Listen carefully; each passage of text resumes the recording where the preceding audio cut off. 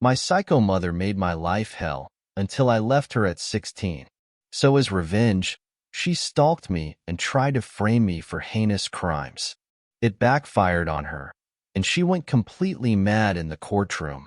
When people talk about their childhoods, they often mention fond memories, birthday parties, family vacations, or playing with friends in the backyard.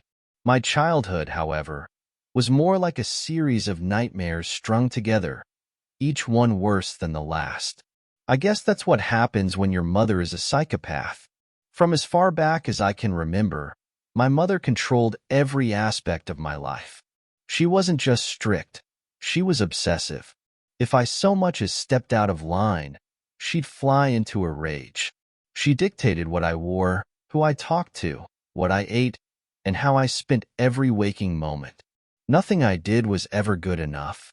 If I came home with a B instead of an A, I was grounded for weeks.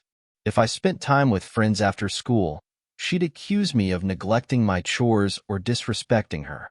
The worst part was that no one saw what she was really like.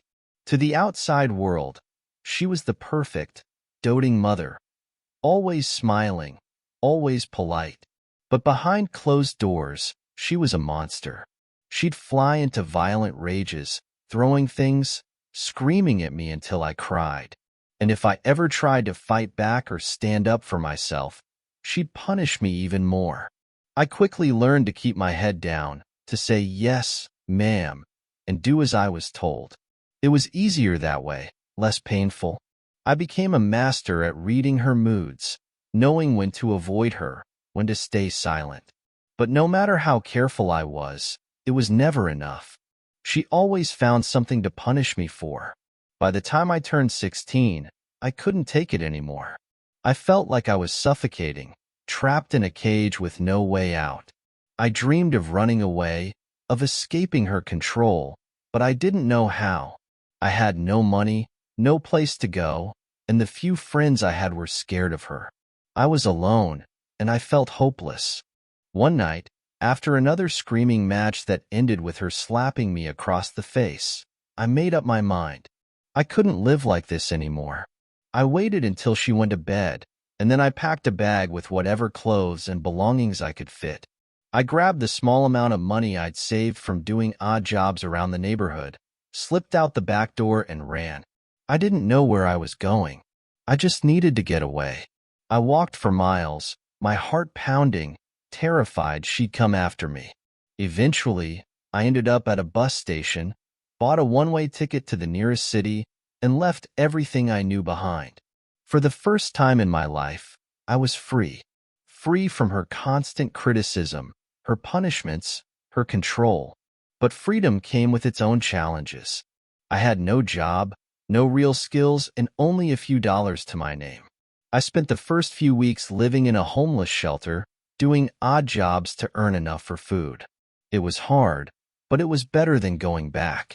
I eventually found work at a diner, bussing tables, and washing dishes. The pay wasn't great, but it was enough to rent a small room in a rundown building. I enrolled in night school, determined to get my high school diploma and make something of myself. It wasn't the life I dreamed of, but it was mine, and for the first time, I felt like I had control. Things were starting to look up. I made a few friends at work, people who didn't know about my past, who accepted me for who I was. I felt like I was finally leaving my old life behind. But just as I was starting to feel safe, my mother found me. It started with strange phone calls, heavy breathing on the other end, then silence. I'd hang up, my heart pounding, trying to tell myself it was just a wrong number. Then I started seeing her car, parked outside my apartment, outside the diner where I worked. At first, I thought I was imagining things. It couldn't be her. She didn't know where I was. But one day, I came out of work, and there she was, sitting in her car, staring at me. My blood ran cold. I felt like I was 16 again, trapped, terrified. I wanted to run, to hide, but my legs wouldn't move. She got out of the car and walked toward me, a smile plastered on her face. "There you are," she said, her voice sweet but with a cold edge. I've been looking everywhere for you." I took a step back, my heart racing. "What do you want?"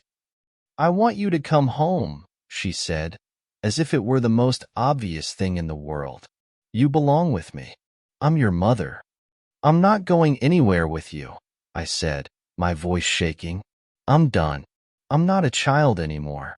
I don't need you." Her smile faltered, and for a moment, I saw the familiar rage flash in her eyes. But she quickly masked it, her expression turning cold and calculating. "You think you can survive without me? You think you can just walk away?" She took a step closer, her voice lowering to a whisper. "You don't know what I'm capable of." I didn't wait to find out. I turned and ran, my heart pounding, my mind racing. I knew she wouldn't give up easily. She'd find a way to make me pay for leaving, for defying her. I just didn't know how far she'd go. In the weeks that followed, she made good on her promise. I'd see her car outside my apartment, her shadow lurking in the alleyways. She left threatening notes on my door, made anonymous calls to my job, trying to get me fired. She followed me to school, to the grocery store, everywhere. I felt like I was constantly looking over my shoulder, waiting for her next move. But then things took a darker turn. One night, I came home to find my apartment door ajar. I pushed it open, my heart pounding, and saw the place had been ransacked. Furniture overturned, drawers pulled out, everything a mess. I felt a surge of panic. Had she been here? Was she still here? I heard a noise behind me, and I spun around, my breath catching. But it was just my neighbor, Mr.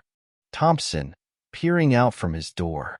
"Someone broke in," he said, his voice shaking. "I called the cops." I nodded, too stunned to speak. I didn't know what she was looking for, but I knew she was behind this. She was trying to scare me, to make me come crawling back. But I wouldn't give her the satisfaction. When the police arrived, I told them everything about the stalking, the break-in, the threats. They took my statement, but there wasn't much they could do without proof. They promised to keep an eye out, to patrol the area, but I knew it wouldn't be enough. My mother was smart, cunning. She'd find a way to get to me. As the days passed, I tried to stay vigilant, but the constant fear was wearing me down. I jumped at every sound, every shadow. I couldn't sleep, couldn't eat. I felt like I was losing my mind. And then, one day, I came home to find the police waiting for me. "Are you, your name?" one of the officers asked, his expression serious. "Yes," I said, my stomach twisting. "What's going on?" "We need you to come with us," he said. "You're under arrest." My world tilted, and I stared at him, stunned. "What? Arrest? For what?" "There have been some serious accusations made against you," he said. "We need to take you in for questioning." As they led me to the squad car, my mind raced, trying to make sense of it all. What accusations? What had she done? I knew, deep down, that my mother was behind this. She was setting me up, trying to ruin my life, and I had no idea how to stop her. But as I sat in the back of the squad car, one thing was clear. She'd underestimated me. I wasn't a scared, helpless kid anymore. I was going to fight back, no matter what it took. The fluorescent lights in the interrogation room buzzed loudly, making the silence even more unbearable. I sat in a metal chair, my hands cuffed to the table, my heart pounding. The walls felt like they were closing in, and I struggled to breathe, to think. The officer who had brought me in sat across from me, his expression unreadable. "All right," he said, flipping open a file. "You're in a lot of trouble, kid. We've got reports tying you to a series of break-ins, thefts, and even a case of arson. This is serious." I stared at him, my mind reeling. Break-ins? Arson? What the hell was he talking about? "I don't know anything about that," I said, my voice trembling. "I haven't done anything." He raised an eyebrow, looking unconvinced. "Really? Because we got a lot of evidence that says otherwise. Witnesses placing you at the scenes, your fingerprints on some of the stolen items. Do you want to rethink your story? My blood ran cold. Fingerprints? Witnesses? None of it made sense. I hadn't done anything. I hadn't been anywhere near any of those places.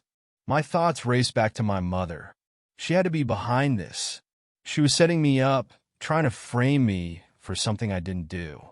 You have to believe me, I said, my voice rising in panic. This is a mistake. I was framed. My mother, she's trying to ruin my life. She's been stalking me, threatening me. She must have done this. The officer leaned back in his chair, studying me. Your mother, huh? That's a pretty serious accusation. Why would your own mother try to frame you? Because she's crazy.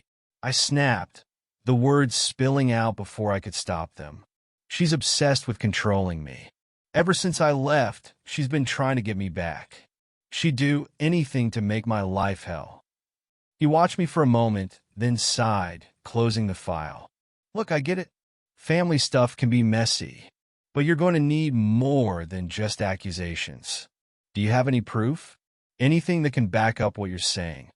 Proof. I swallowed hard, my mind racing. I didn't have anything concrete, just the stalking, the break-ins, the threats. It was all my word against hers, and I knew how that would look. My mother was good at playing the victim, at making herself look like the perfect, concerned parent. She'd done it my whole life, convincing everyone that I was the problem. No, I admitted, my voice barely above a whisper. But I swear, I'm telling the truth. She's been following me, trying to make me look guilty. The officer sighed again, rubbing his temples. Look, kid, I'll make a note of what you said, but right now, all we have is evidence pointing to you. You're going to need a lawyer, and you're going to need to figure out how to prove your story. They took my fingerprints, mugshots, and locked me in a cell. The cold metal bars and the small, hard cot made it clear this was my new reality. My mind was a storm of fear and anger, my thoughts bouncing between disbelief and fury. How could she do this to me? How far was she willing to go? As I sat there, staring at the concrete walls, I realized I couldn't fight this alone. I needed help, and I needed to find a way to prove my innocence. The next morning, I was taken to meet my court-appointed lawyer, a tired-looking man in a wrinkled suit. He introduced himself as Mr. Jenkins, his eyes scanning over my file with a frown. You're in quite a bit of trouble, kid, he said, flipping through the pages. Multiple charges, all pretty serious. What's your story? I told him everything about my mother, the stalking, the threats, the break-ins. He listened, his expression skeptical but not dismissive. That's quite a story, he said when I finished. But you need to understand something. Without evidence, it's just your word against hers. And right now, the evidence we have isn't looking good for you. There has to be something, I insisted. Anything. Can't we prove she's been stalking me? Maybe someone saw her, or there are security cameras. I don't know. Something? Mr. Jenkins nodded slowly. We can look into it, but it won't be easy. If your mother is as smart as you say, she'll have covered her tracks. We'll need to be thorough, and we'll need to find something solid to work with. He promised to start digging, to see if there was any way to link my mother to the crimes.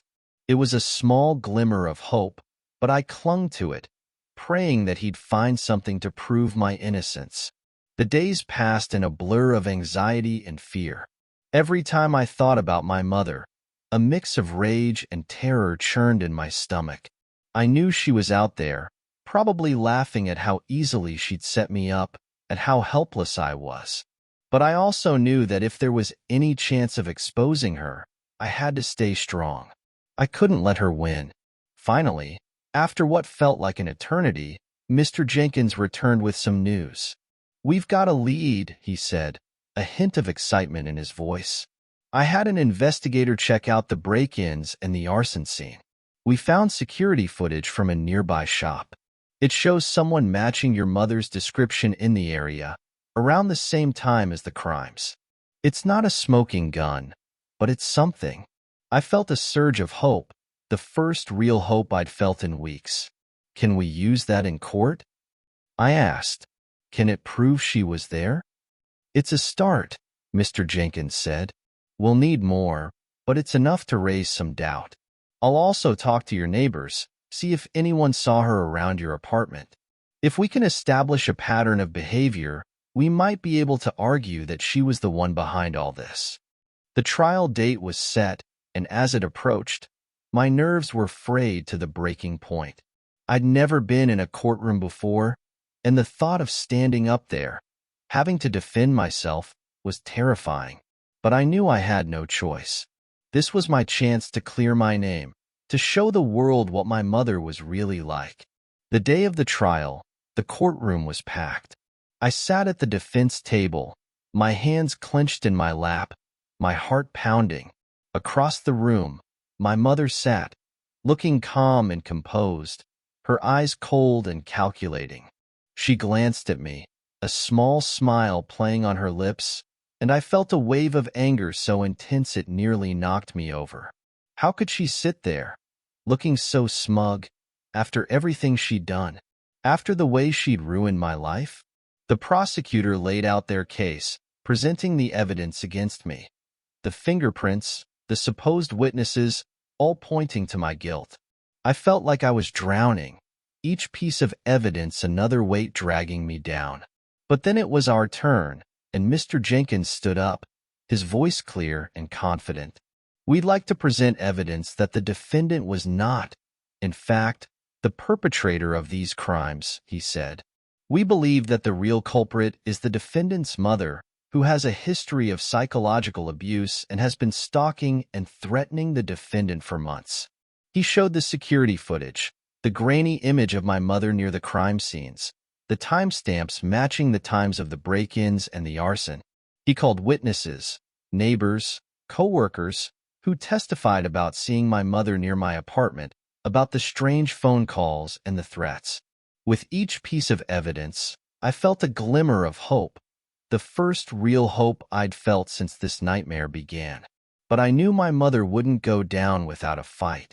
She was too smart, too manipulative. She'd twist the truth, make herself look like the victim, just like she always did. And then it was her turn to take the stand. She walked up, her face a mask of innocence, her eyes wide and pleading. She looked like a picture-perfect mother, worried and heartbroken over her troubled child. "Your Honor," she began, her voice soft and shaky. "I've only ever wanted what's best for my child. I've done everything I could to help, to support, but your name has always been troubled. I'm afraid they've fallen in with the wrong crowd, and now they're trying to blame me for their own mistakes." I felt a surge of rage, my hands clenching into fists. How could she lie so easily? How could she sit there and pretend she was the victim, when she was the one who had ruined my life? But as she continued to speak, I noticed something. Her voice was too controlled, her eyes too calculating. She was trying too hard to be the perfect, concerned mother, and I could see the cracks in her facade. Mr. Jenkins stood up, his eyes sharp. "Your Honor, I'd like to ask the witness a few questions," he said. The judge nodded, and Mr. Jenkins approached the stand, his expression calm. "Mrs. Your last name, you've testified that you were not involved in any of the crimes your child is accused of. Is that correct?" "Yes," she said, her voice steady. "I had nothing to do with any of it. And yet, we have footage of you near the crime scenes, witnesses who have seen you stalking your child, making threats. How do you explain that?" She hesitated, just for a moment, and I saw the flicker of panic in her eyes. "I was only trying to protect my child," she said. "I was worried, trying to keep an eye on them. They've been making bad choices, and I was just trying to keep them safe." "Keep them safe?" Mr. Jenkins said, his voice rising.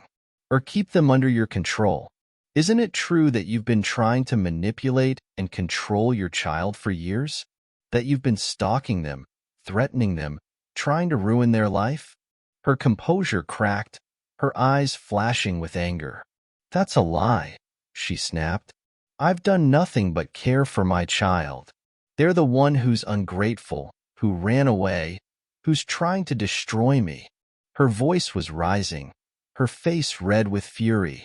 I watched, stunned, as the perfect mask she wore slipped away, revealing the monster underneath. She was losing control, and the courtroom was seeing her for who she really was.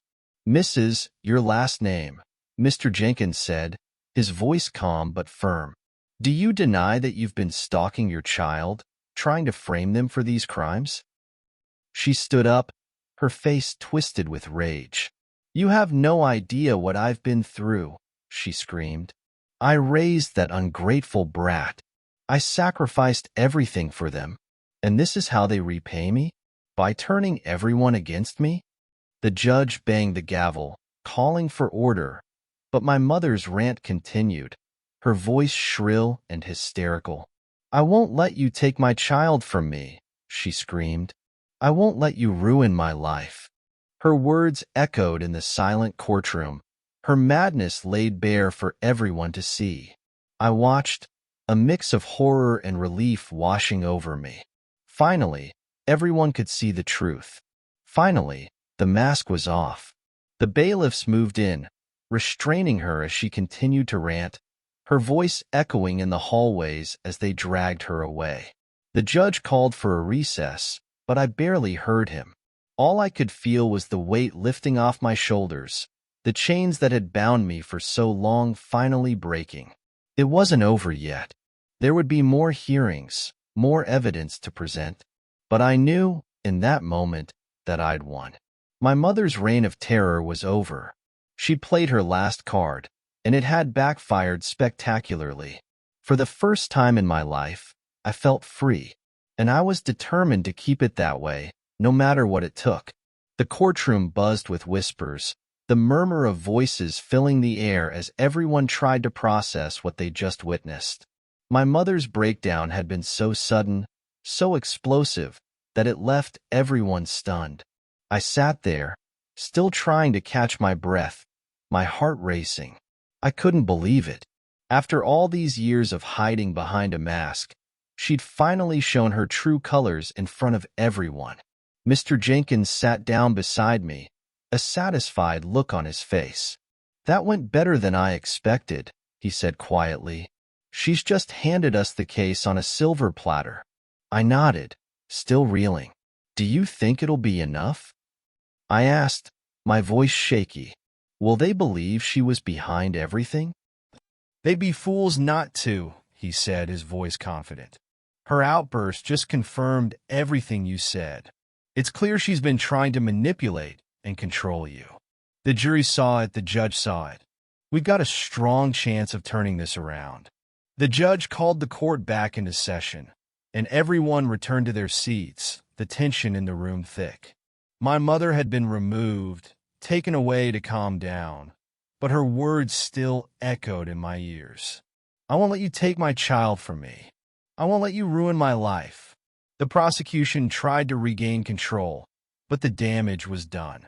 My mother's meltdown had shattered their case, and they knew it. The rest of the day's testimony was a blur, the evidence against me now tainted by the revelation of my mother's true nature. It was clear to everyone that she was the one who had orchestrated everything, that she'd been trying to ruin my life to regain control. As the day came to a close, the judge announced that court would reconvene the next morning. I left the courtroom, my mind spinning, a strange mix of relief and exhaustion washing over me. It wasn't over yet, but for the first time, I felt like I had a fighting chance. My mother's mask had been ripped away, and there was no hiding from the truth anymore. Outside the courthouse, I was met by a throng of reporters, their cameras flashing, microphones thrust in my face. "How do you feel about today's events?" one of them shouted. "Do you have anything to say about your mother's breakdown?" I shielded my eyes from the flashing lights, my heart pounding. I didn't know what to say, how to respond. Part of me wanted to scream, to tell the world everything, but another part just wanted to be left alone. Mr. Jenkins stepped in, his hand on my shoulder, guiding me through the crowd. "No comment," he said firmly, leading me away. We managed to get to a side exit, away from the chaos, and I leaned against the wall, taking deep breaths. The reality of what had happened was starting to sink in, and I felt a wave of nausea. My own mother had tried to destroy me, to frame me for crimes I hadn't committed, and for a while, it looked like she might have succeeded. "You okay?" Mr. Jenkins asked, his voice softer now, concerned. I nodded, wiping my eyes. I never thought it would come to this," I said, my voice breaking. I knew she was crazy, but I never thought she'd go this far. "She's clearly got issues," he said gently. "But you're safe now. We've got a strong case, and we'll get through this." I nodded, but the relief I felt was mixed with sadness. This was my mother, the woman who'd raised me, who was supposed to love me, and she'd become my worst nightmare. As much as I hated what she'd done, there was a part of me that still longed for the mother I'd always wanted, the mother I'd never had. That night, I couldn't sleep. I lay in bed, staring at the ceiling, my mind racing.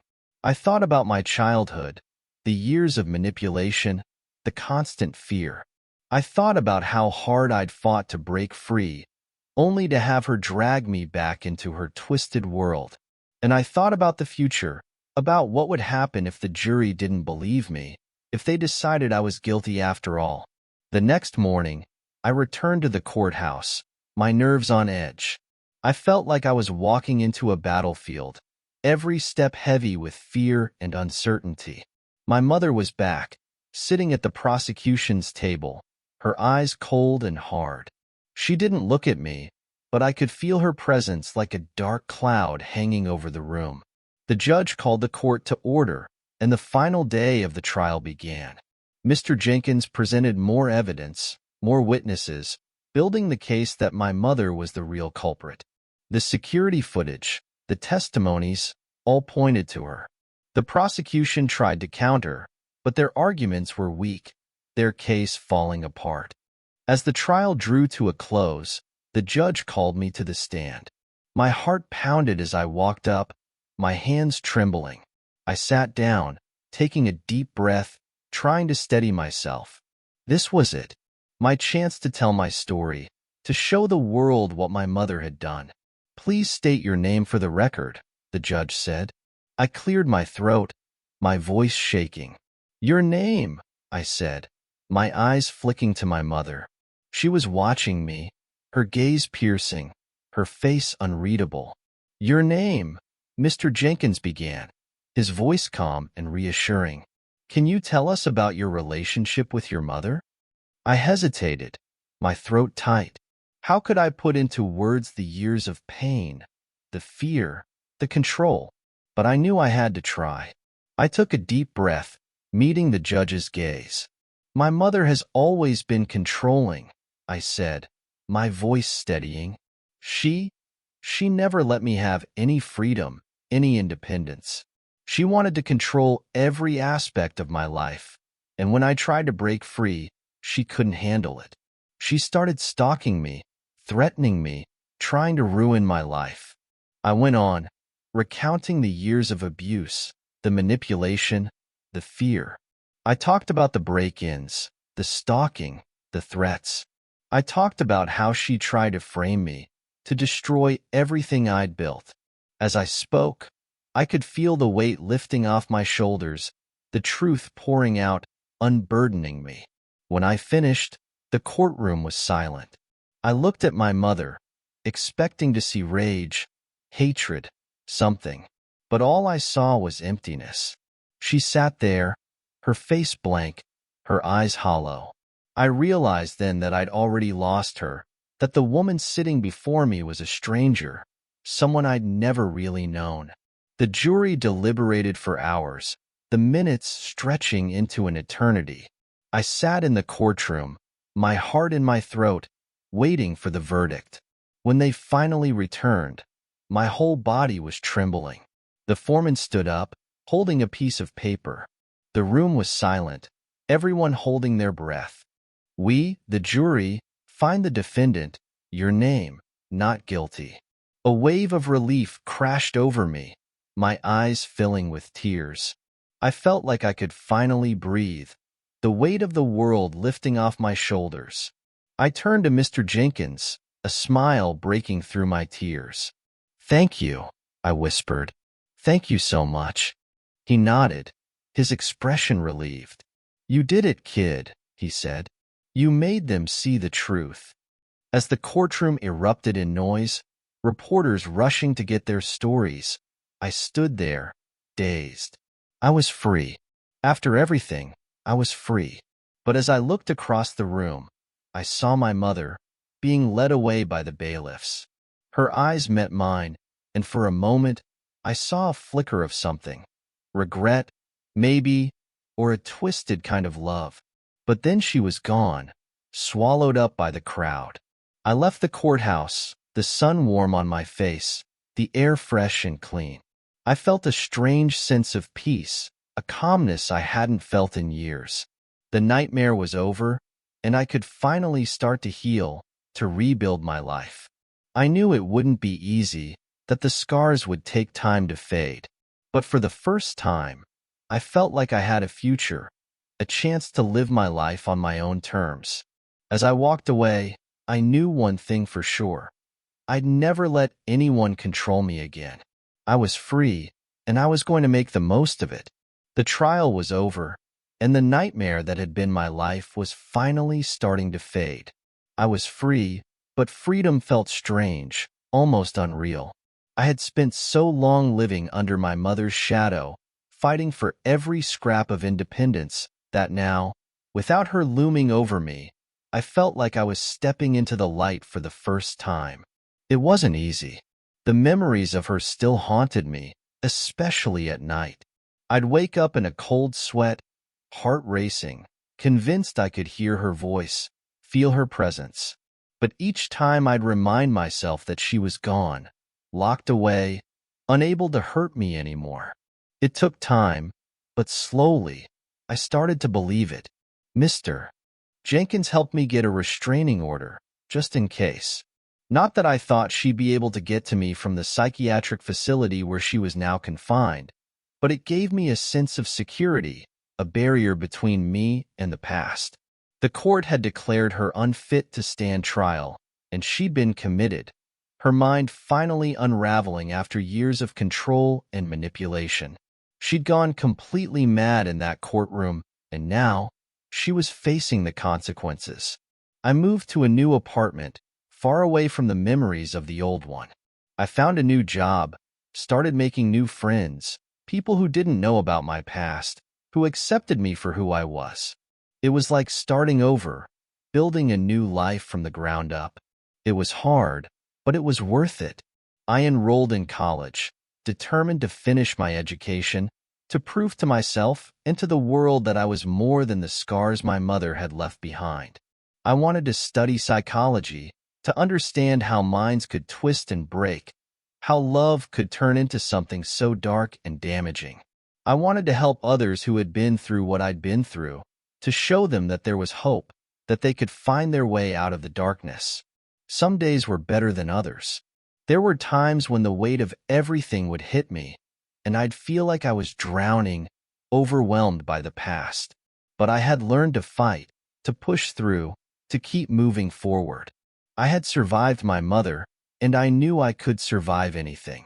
One day, a few months after the trial, I received a letter.